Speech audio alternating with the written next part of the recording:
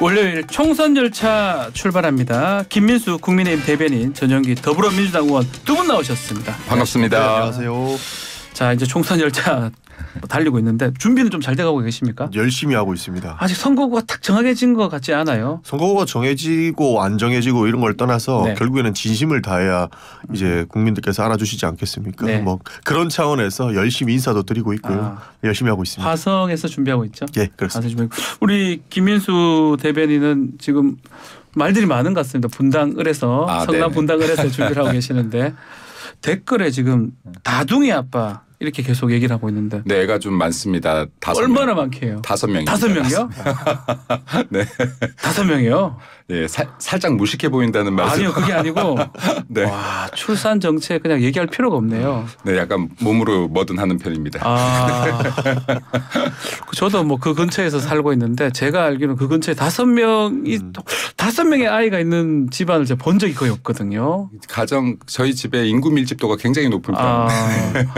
대단합니다. 보통 이런 거 있으면 저도 출생률 올리기 위한 예. 정책들 막 얘기하거든요. 예. 여기서는 제가 말을 얘기할 못하겠습니다. 필요가 없어요. 얘기할 필요가 없어요. 얼른 거기 가셔가지고 출산 정책 그 얘기 좀 하고 하면 너무 좋을 것 같습니다. 알겠습니다. 아유, 감사합니다. 본격적인 좀 이야기 나눠보겠습니다. 자, 주말 사이 보도를 보면 국민의힘의 한동훈 비대위원장 이제 되는 분위기입니다. 이게 셈법이 좀 복잡한 것 같아요. 여당 내에서도 뭐 찬성하는 쪽도 있고 좀 부정하는 쪽도 있고 어떻게 지금 보고 계십니까?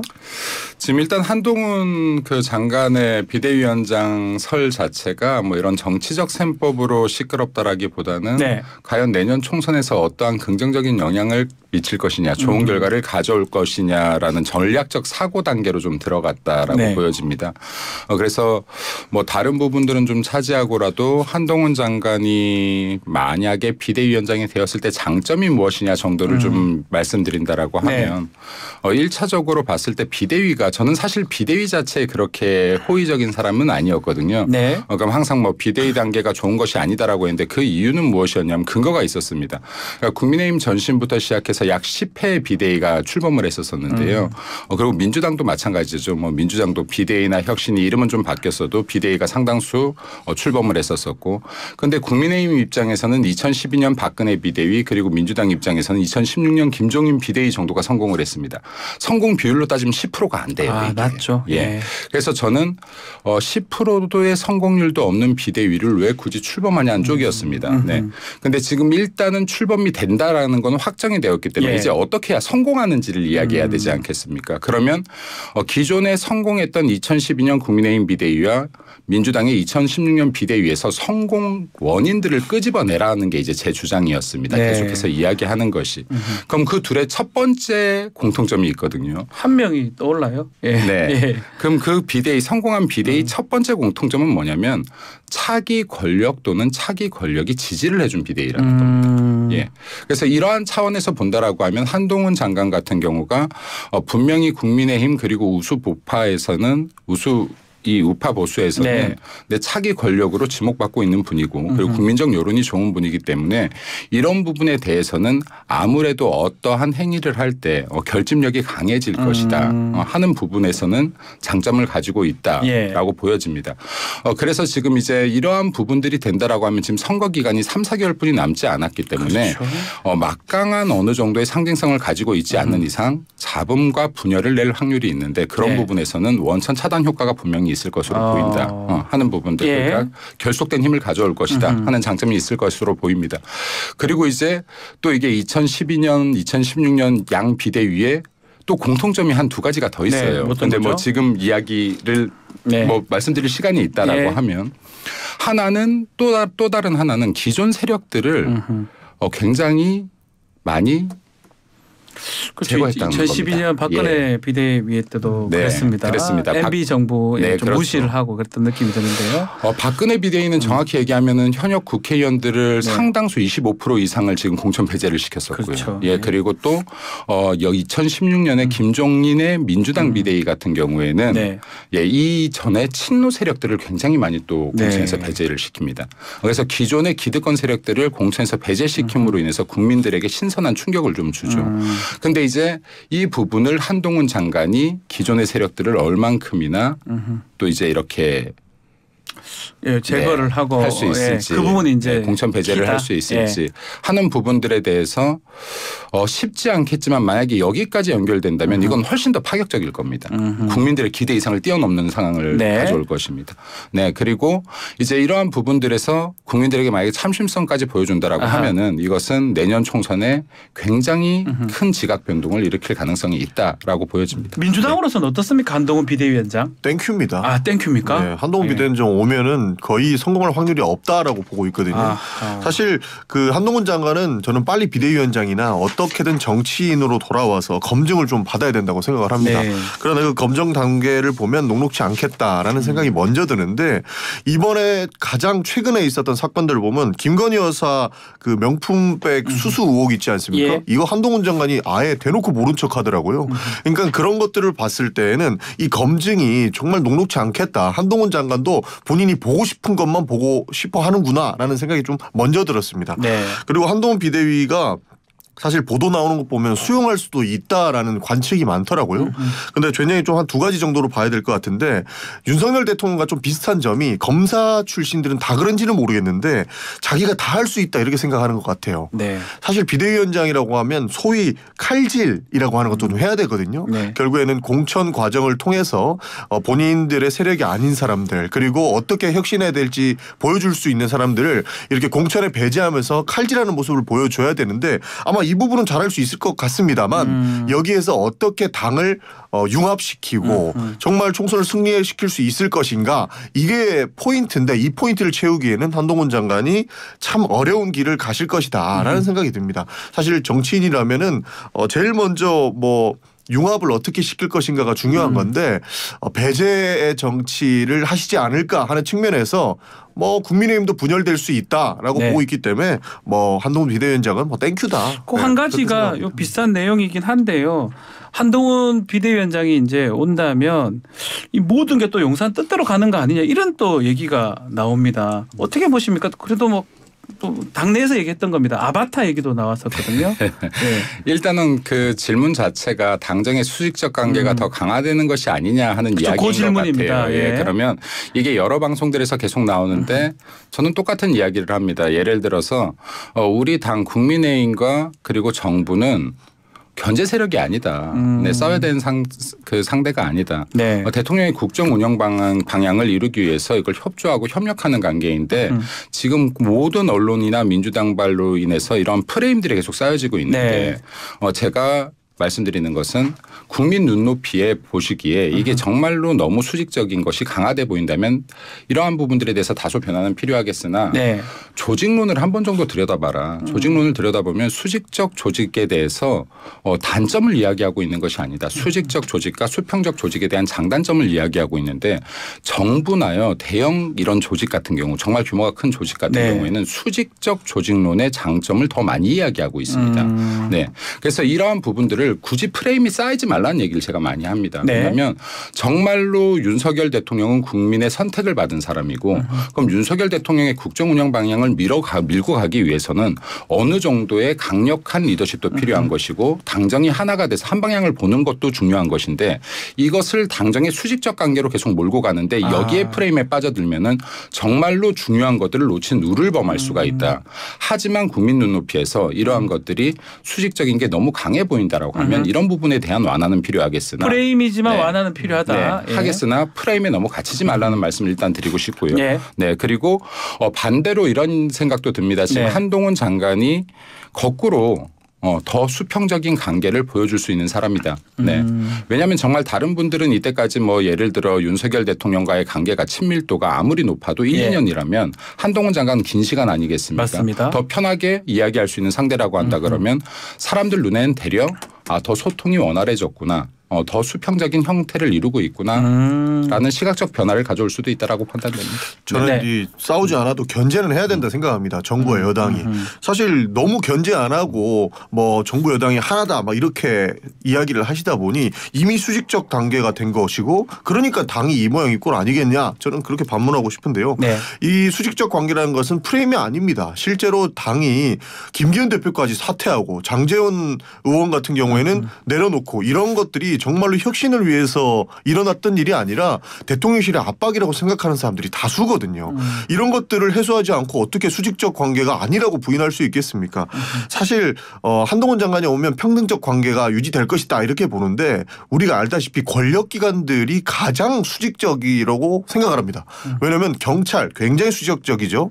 근데 검찰도 요새 검찰 발 하나에다 이런 얘기가 나올 정도로 너무 수직적인 관계를 뚜렷하게 봤어요. 네. 그런데 이것이 비단 프레임으로 끝날 수 있겠습니까? 저는 그게 아니라고 생각을 합니다. 자, 그리고 뭐 그래서 그런지 뭐 공천을 혹시나 용산이나 아니면 그런 뜻대로 많이 간다면 예전에 이제 2016년 선거죠. 그 당시에 이 옥새 때문에 뭐 문제됐던 기억이 나실 겁니다. 김무성 대표. 이 지금 뭐 장제원 의원이나 이렇게 이런 분들이 빠진 자리에 이른바 찐윤이 공천이 된다 그러면 또다시 또 파동이 생기지 않을까 이런 우려도 있는 것 같습니다. 당내에서는. 아마 그렇지 않을 것 같아요. 예를 들어서 지금 이제 아까도 이 수직적 관계를 얘기하는데 네.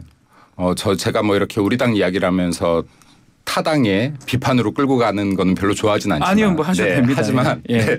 이재명 대표가 있는 민주당이야말로 정말 수직적 관계들을 계속 보여주고 있는 것 같거든요. 예. 그리고 정말로 공천에 대한 학살 우려 때문에 한 목소리를 내고 있고 비판의 목소리를 용인하지 않고 있는 모습은 지금 민주당인 것 같습니다. 그런데 지금 이제 국민의힘은 사실 아까 옥새 들고 나르샤 얘기하시는 건데 네.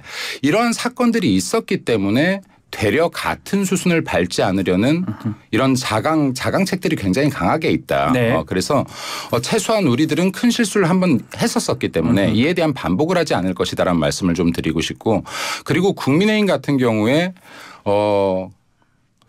이런 이야기들이 있더라고요. 민주당은 시스템 공천이고 네. 국민의힘은 뭐 윗사람 원하는 대로 공천한다. 네, 좀 근데 공천? 파워 공천이다라고 하는데 국민의힘 같은 경우가 실제로 여기에서 시스템에 대한 부분을 이야기하면 훨씬 더 검증 과정이나 그리고 이 경쟁 과정에서 공정함들을 많이 담보하고 있다라는 네. 말씀도 좀 드리고 싶습니다. 네. 알겠습니다. 자, 민주당 얘기를 좀 넘어가면 민주당에서는 지금 통합형 비대위 요구가 나오고 있습니다. 당내에는 동료가 있는 겁니까 없는 겁니까? 전혀 없는 것 같은데. 그러니까 통합형 비대위를 말씀하시는 분들이 예. 결국에는 아까 우리 대변인께서 말씀해 주셨던 뭐 공천 학살 논쟁까지 들어가는 것 같은데 네. 민주당은 지금 공천을 학살할 수 있는 시스템이 안 됩니다. 사실 그런 부분에서 국민의힘은 컷오프를 시키지 않습니까? 그렇죠. 근데 하위 뭐 20% 컷오프입니다. 그렇습니다. 그런데 네. 민주당은 감산 기준이 있어요. 그래서 본인이 적절하게 당원들과 국민들을 위해서 판단을 받아라라고 네. 하거든요. 민주당이 이렇게 파워 공천으로 컷오프 시키면 당 뒤집어집니다. 왜냐하면 굉장히 또 토론과 설득을 중요시하는 네. 민주적 정당을 지지하기 때문에 네. 그런 것들이 바로 공천 학살인데 민주당은 그렇게 공천 학살로 가지 않기 때문에 수직적인 구조였다면 이렇게 그 통합형 비대를 요구하는 목소리가 커질 수조차 없는 그런 상황이 갈 것이다라는 말씀을 좀 드리고 싶은 겁니다.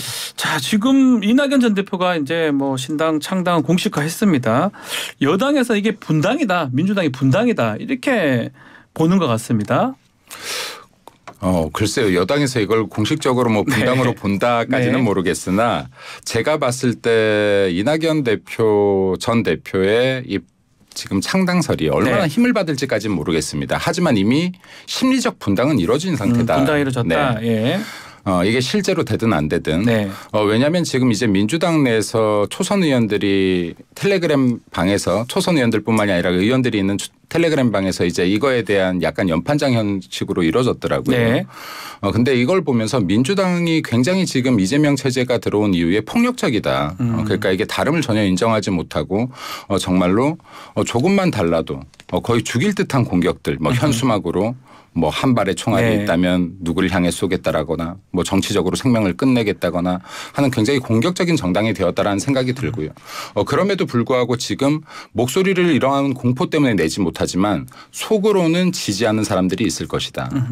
더 반발들이 많을 것이다. 그래서 이게 실질적인 분당이냐 창당이냐를 떠나서 심리적 분당 상태가 이어진다라고 하면 이것이 더 내년 총선에 안 좋은 영향을 미칠 가능성이 높을 것으로 봅니다. 네. 자, 뭐 이재명 대표하고 이낙연 전 대표는 만나는 겁니까? 원래 만날 수 있는 시사에서 만날 수 있는 시간이 있었는데 좀 안 될 것 같기도 하고요. 원래 만날 거라고 예상을 네. 했는데요. 좀 많이 무너진 것 같습니다. 이낙연 대표가 생각보다 좀 강력하게 신당 이야기를 하셔서 네. 좀 어려워지지 않았나 싶은데요. 연판장 말씀해 주셨는데 민주당 안에서 싸워야 된다. 지금 분당 가능성조차 우리는 막아야 된다라는 입장에서 이렇게 연판장이 돌아갔던 것이고 많은 의원님들 초선 의원님들을 넘어서 재선 3선 4선까지도 이렇게 분당으로 가서는 안 된다라는 이야기를 해왔던 겁니다. 네. 그런 부분에서 좀 폭력적이다는 것은 좀 동의하기 좀 어려운 부분이다라는 네. 것이고 융합을 해야 됩니다. 지금 윤석열 정부의 폭정을 막기 위해서 민주당이 하나로 똘똘 뭉쳐야지 우리가 분산돼서 권력투쟁으로 이어지면 국민들께 눈살 찌푸릴 것 때문에 이것은 막아야 된다라는 입장이 가장 강력합니다. 그러면 지금 이낙연 전 대표한테 동조하는 세력은 얼마나 되나요? 당내에서? 저는 거의 없다라고 보고 있거든요. 그렇습니까? 그러니까 뭐 심리적으로는 지지할 수 있겠습니다만 저희는 실패한 경험이 굉장히 많습니다. 옛날에 안철수 대표가 대거 데리고 나갔던 국민의 당도 네. 철저하게 실패했거든요. 예. 민주당에서 권력투쟁을 위해서 이렇게 나가거나 분당하거나 새롭게 당을 차리는 것은 실패의 필수 요소라고 보기 때문에 동조해서 같이 나가거나 할 사람은 거의 없다라고 보고 있습니다. 자, 그럼 결국은 이제 결단의 시간이 올 수도 있고 또 이재명 대표 역할이 또 중요하다고 볼 수 있는데 이재명 대표가 좀 이선으로 후퇴할 수도 있다는 보도가 있습니다. 공천 끝나고 이 부분은 어떻게 보십니까? 이선으로 후퇴 정도가 아니라 사실상 지금 이 정도의 여러 사법 리스크들이 현실화되고 있는 공당의 대표는 없었습니다. 사퇴를 진작에 했었어야 맞죠. 그랬다면 민주당이 이렇게까지 무너지지 않고 망가지진 않았을 거다라는 네. 생각이 듭니다. 그리고 지금 이제 뭐 지난 총선 같은 경우도 마찬가지지만 이해찬 전 대표 같은 경우는 불출마를 선언하고 비대위를 그렇죠. 꾸렸었거든요. 그렇게 네. 했었죠. 근데 내 자리는 지키면서 어떻게든 뭔가를 해보겠다. 이재명 체제를 더 강화시키겠다. 내가 사법 리스트를 가지고 있는 만큼 더 많은 의원들을 꼼짝 못하게 해서 나의 방어막을 치겠다 하는 것으로 뿐이 안 보인다라는 생각이 듭니다. 그리고 지금 이제 내년 총선에 있어서도 뭐 이제 이재명 대표가 뭐 개항을 해서 나올 네. 것이다 혹은 뭐 비례대표로 나올 것이다 여러 말들이 있는데 어떤 것들도 적절치 않다. 이재명 대표는 최소한 불출마가 답일 것이고 더 나은 답은 사퇴이다라고 생각합니다. 그러니까 사법 네. 리스크 말씀을 해주시는데요. 네. 국민의힘 내부 인사도 무서워서 도망간다라고 보는 사람들이 많은데 이거 계속 민주당의 이재명 대표의 사법 리스크다 이렇게 말씀하실 수 있겠습니까? 저는 그건 이해 못한다고 생각하는 거고요. 네. 민주당의 전략적 판단으로 이재명의 이선 후퇴가 나중에는 있을 수도 있습니다. 결국에는 이번 총선은 윤석열 정부를 견제하기 위한 총선이 될 건데 대통령은 지속적으로 숨을 거라고 보고 있거든요. 네. 왜냐하면 대통령이 전면에 나서서 총선을 좀 지휘하는 모습을 보이면 윤석열 정권에 대한 그런 비토 세력들이 많이 나올 거라고 봐서 대통령실에서도 윤석열 대통령을 어떻게든 등장시키지 않으려고 숨길 거란 말이죠. 그렇게 됐을 때는 적절한 비판을 하기 위해서 이재명 대표도 굳이 나서지 않을 것이다 이렇게 보는 것이지 네. 이분을 빼거나 이분을 뭐 대신할 사람이 있다거나 이런 상황은 아니기 때문에 적절하게 윤석열 대통령의 스탠스가 어떤지를 보고 민주당에서 전략적으로 판단을 할 것이다라는 말씀드립니다.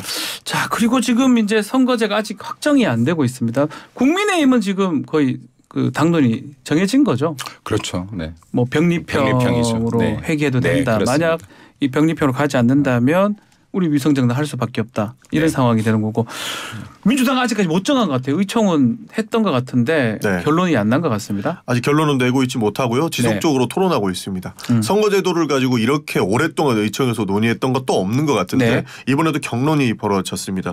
그러나 저 같은 경우에도 현실론으로 돌아온 사람이 좀 많은 것 같다라는 생각은 있습니다.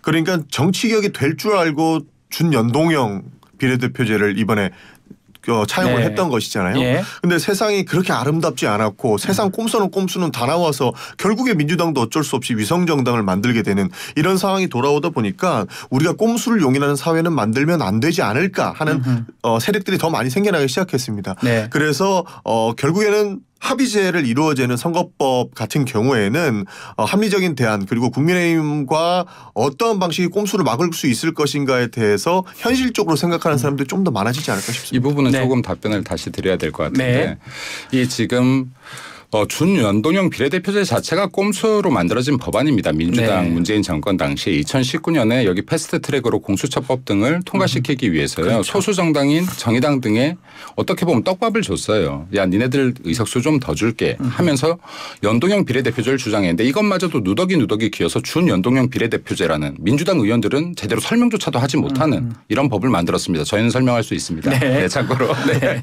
네, 근데 이런 법안을 네. 만들었는데 그리고 나서 그거에 대한 대응을 꼼수라고 하는 것은 적절치 못하다. 그리고 우리나라의 이런 선거제도는 분명히 변화돼야 될 필요가 있습니다. 네. 하지만 그럼에도 불구하고 병립형을 주장하는 이유는 이 법 지금 현재 준연동형 비례대표 자체가 워낙 꼼수로 만들어져서 누더기에 정말로 옳지 못한 제도를 가지고 있기 때문에 네. 최소한 원점으로 돌려놓고 정말로 진지하게 이 부분에 대한 개선 방향을 논의해 보자라는 의미에서 지금 국민의힘은 병립형을 주장한다라고 보시면 될 것 같습니다.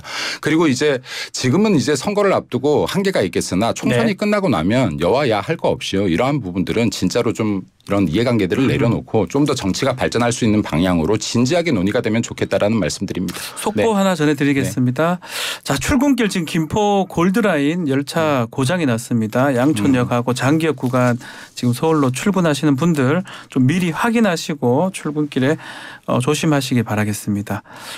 양촌역 장기역 구간 지금 열차가 고장이 났습니다. 자, 사실상 병립형으로 또 해결할 수도 있는 거 아니에요? 이런 얘기가 나오는데 그건 맞습니까? 그럴 수도 있다라고 그럴 수도 있다. 보고 예. 있는데요. 결국에는 선거법은 합의가 돼야 되는 부분이고 이것을 또 양당이 합의하지 않고 지나갈 수 없는 부분이기 때문에 병립형 폐기 이야기도 계속 나오는 것 같습니다. 네. 그리고 민주당에서 지도부에서는 아직 뚜렷한 입장을 내고 있지는 못하고 있는데요. 결국에는 총선 승리가 제1 목표인 지도부 입장에서도 연동형 비례대표제 그러니까 우리만 위성정당을 하지 않아서 민주당만 망가지는 그런 방식을 채택하기에는 좀 어려울 것 네. 같습니다. 그래서 현실적으로 봤을 때 어떤 것이 승리 요인인가 이런 걸 볼 것으로 생각을 하고 있고요. 그런 측면에서는 회의 가능성도 충분히 있는데 마지막까지 열어놓고 선거제 개혁을 이야기해보자라는 세력이 또 많습니다. 알겠습니다. 자, 이제 총선 얼마 안 남았는데 각 당 인재 영입을 지금 하고 있습니다. 근데 인재 영입 관련해서 여러 가지 얘기가 나오고 있는데요. 자, 국민의힘의 이제 1호 영입 인사는 이수정 경기대학교 교수인데 자, 지금 김건희 여사 그 명품백 수수 관련해서 이게 진짜 명품백 맞냐 이렇게 검증이 됐냐 이 얘기를 좀 했습니다. 이건 어떻게 봐야 됩니까? 김일수 대변인님. 지금 1호 인재 영입 네. 인사의 발언 자체를 약간 보호해드린다면 예, 보호해 주셔야 됩니다. 예, 네, 보호해드린다면 위법성에 대한 조각 사유가 있느냐를 말씀하신 것 같아요. 네. 네, 그러니까 지금 이제 뭐 금품 수수에 대해서 100만 원으로 이 한도가 정해져 있으니 이게 위법성에 대한 모든 것들을 조건들을 갖추었느냐는 법리적인 이른바 이야기를 좀 하신 것 김영란법의 같아요. 예. 일회성 100만 원 이상이 안 네. 되냐 그거 확인해 달라는 취지다. 네. 예. 근데 이제 이게 방금 말씀하셨던 국민 눈높이에는 맞지 않은 말일 수 있다라고 생각합니다. 그럼에도 불구하고 지금 이제 이 부분은 어쨌든 검찰에서 네. 어느 정도의 이제 착수에 들어갔으니까 이러한 것들은 이제 또 뭐 이야기가 나올 부분들은 이야기가 나올 것이라고 보고 그럼에도 네. 불구하고 지금 이제 여기에 지금 어쨌든 취재 과정이 굉장히 잘못되었다. 이런 것들은 정말로 이러한 것들이 용인되어서 대한민국에 되겠느냐. 네. 그리고 이것에 근거해서 되겠느냐라는 생각은 듭니다. 그렇다라고 하면 정말로 여기에 정치권에 있는 정치인들이나 여기에 어떤 누구도 대한민국 국민 한 명 한 명이 이게 뭐 대한민국에서 정말 맘 편하게 대화 한 번 하고 살 수 있겠습니까? 네. 그러니까 잘못된 것들에 대해서는 한쪽으로 몰고 가기보다는 양쪽 다를 바라보는 관점들도 필요하겠다라는 생각이 듭니다. 네. 대통령 가족에 대한 수사는 어느 정권이건 다 해왔습니다. 그런데 지금 눈을 돌리고 있는 이 상황이 정말 개탄스럽다는 말씀을 드리고요. 취재가 잘못됐다. 그리고 김영란법이 적용이 가능하냐 안 가능하냐 가짜냐 진짜냐. 전형적인 논점을 이기전법이라고 생각을 합니다. 가짜면 받아도 됩니까? 대한민국의 영부인이 가짜면 받아도 된다라는 그런 인식을 가지는 순간 이 우리 그 사회는 어디까지 망가져도 되냐라는 그런 상황으로 돌아올 거라고 보고 있습니다. 그런 측면에서 국민의힘 1호 영입 인사 이런 걸 다 떠나서 애초에 잘못된 건 잘못됐다라고 좀 지적을 해줄 필요가 있고 네. 사실관계는 아무리 함정 취재라고 하지만 이미 받는 것을 다 받지 않습니까? 그렇다고 했을 때는 이 의혹을 빨리 털고 갈 수 있는 부분은 김건희 여사 특검에다가 여기 또 추가를 하든지 아니면 공수처에 국민의힘에서 오히려 먼저 고발을 하든지 그런 적절한 조치가 필요하다고 생각합니다. 자, 뭐 민주당도 마찬가지로 지금 1호 인사, 1호 정의찬 뭐 인사였는데 지금 특보 당대표 특보인데 고문치사 사건 연루가 돼가지고 네. 공천 적격 판정 번복한 일이 발생했습니다. 1호는 아니라고 하네요. 1호는 아니고요. 이게 단순 실수라고 하긴 하는데 어떻게 보십니까? 뭐 간단하게 한번 말씀 주시고 마무리하겠습니다. 이게 일반적인 죄가 아니라요. 살인죄예요. 네, 그러니까 지금 이거 고문치사. 네, 예. 고문치사로 해서 지금 여러 명이서 한 명의 20대 청년을 사망에 이르게까지 했던 사건입니다. 그런데 이러한 사건들 그것도 굉장히 알려져 있는 사건, 유명한 사건이거든요. 예. 이것을 제대로 검증하지 못했다는 거는 그냥 정말 핑계에 불과하다. 네. 그리고 여기 지금 국회의원이라고 하는 것은 지금 국민을 대표하는 자리 아니겠습니까? 네. 물론 이분이 뽑힌 것은 아니지만은 이러한 선별 과정에서 정말로 좀 각별한 주의가 필요하겠다. 네. 그리고 이러한 분들이 걸러지지 못하는 시스템을 가지고 있다라고 하면 이거는 민주당이 좀 전반적으로 문제가 있는 것이 아닌가. 네. 다시 한번 점검해 보는 기회가 됐으면 좋겠다는 생각이 듭니다. 네. 네. 이거는 짧게 뭐 답변 주시면 좋을 것 같습니다. 여러 가지 논란이 있는 것 같습니다. 뭐 사면복권 이야기도 네. 있었던 것 같고요. 뭐 다양한 이야기가 있는데 실제로 검증 단계가 너무 뭐라고 해야 되죠? 쉽게 이루어져 있다. 네. 그리고 검증이 잘 안 되고 있는 것 아니냐 하는 비판은 지속적으로 있습니다. 민주당도 이런 얘기 안 들으려면 검증 똑바로 잘해야 해야 된다. 됩니다. 네. 알겠습니다. 자, 오늘 총선 열차 여기서 마무리하는데요. 곧 또 선거 1월 11일부터 선거 관련 제안들이 있어서 아마 오늘 두 분과 만나는 시간은 오늘 마지막이 아닌가 생각입니다. 이슈가 있을 때 두 분 또 모시도록 네, 하겠습니다. 감사합니다. 화이팅 하시기 바라고요. 자, 전용기 김민수 대변인 두 분 감사합니다. 네, 감사합니다. 네, 좋은 하루 감사합니다. 되십시오. 네.